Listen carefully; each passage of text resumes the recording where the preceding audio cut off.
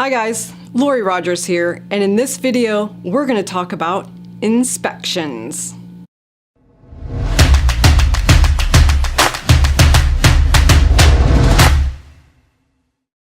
Alright, let's get started. As a buyer, your inspection period is your time to shine. This is the time where you get to ask all the questions, you get to do all the investigations, and sometimes that time frame is pretty short.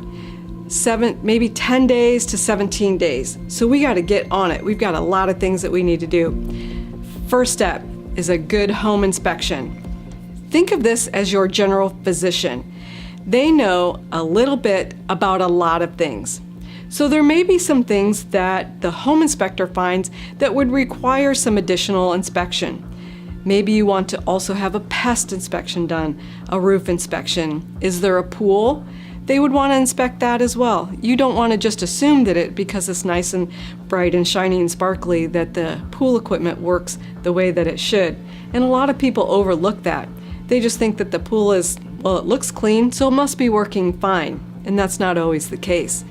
Another thing is to make sure, is that house on city sewer or is it on a septic? Some of the rural areas, it's hard to tell, so you need to specifically ask. So those are general things that we would normally think about in our inspection period. But here are some things that you might not know are actually part of your inspection period. Number one, the seller is required to give you disclosures. What do they know about the property that they're now selling? Now sometimes if it is a rental and maybe they've never lived in the property, their knowledge is going to be limited, but they still are required to fill out the forms.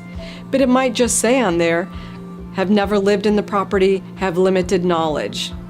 So when you get those sellers' disclosures, really read through them. A lot of times buyers just sign them. They don't look through them, they don't ask a lot of questions. I had a buyer recently and the seller disclosure came back and there's a question on there that specifically asks, is there a dog or have there ever been any animals on the property? And the seller checks no. When we were at the house, there was a doggy door from the kitchen into the garage. So clearly there was a dog at some point in time. Ask those questions. Think about what you saw when you went through it. Go back again. This really is the only time that you have to really investigate the property and really understand what it is that you're getting. Now, the other things that some people don't really think about checking at this stage of the game, sometimes they wait until the very end when they're ready to close, and that's insurability. Can you even get insurance on that property?